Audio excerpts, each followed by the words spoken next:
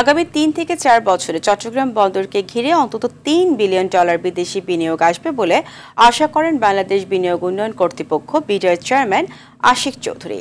আর বন্দরকে ঘিরে আরও 10 গুণ চাকুরি হবে বলে আশা করেন প্রধান উপদেষ্টার প্রেস সচিব শফিকুল আলম। চট্টগ্রাম প্রতিনিধির পাঠানো রিপোর্ট জানাচ্ছেন নাজমুল হুদা। চট্টগ্রাম বন্দরের প্রস্তাবিত বে টার্মিনাল এলাকা পরিদর্শনে যান বাংলাদেশ বিনিয়োগ উন্নয়ন কর্তৃপক্ষ বিডার চেয়ারম্যান আশিক চৌধুরী। প্রকল্পে 2 বিদেশি কোম্পানি বিনিয়োগ করবে বলে জানান তিনি। লালদিয়া কন্টেইনার টার্মিনালেও অন্তত $800 মিলিয়ন বিনিয়োগ হবে বলে আশা করেন তিনি। আমি প্রথমে লালদিয়া পোর্টে গিয়েছিলাম, সেখানে প্রায় 600 থেকে 800 মিলিয়ন ডলারের মতো এফডিআই আসার সম্ভাবনা রয়েছে যদি পোর্টটা ঠিকভাবে এক্সিকিউট করা যায়।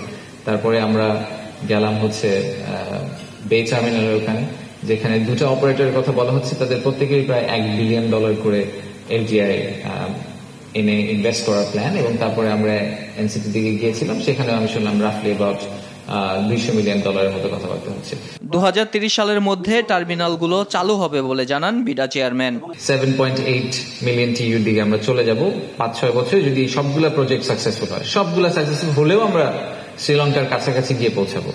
দক্ষিণ পূর্ব এশিয়ায় চট্টগ্রামে সবচেয়ে বড় বন্দর হবে বলে আশা করেন প্রধান উপদেষ্টার প্রেস সচিব। প্রকল্পে বিপুল সংখ্যক মানুষের কর্মসংস্থান হবে বলেও জানান তিনি।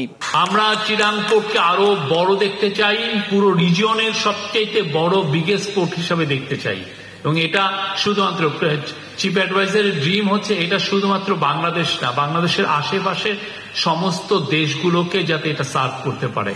ডক্টর ইউনূসের হাত দিয়ে চট্টগ্রাম বন্দরে কর্মরত কারো চাকরি যাবে না বলেও মন্তব্য করেন প্রেস সচিব। জব যাবে না, জব 10 গুণ বাড়বে। নাজমুল হুদা, RTV। দেখছিলেন নাজমুল হুদার রিপোর্ট।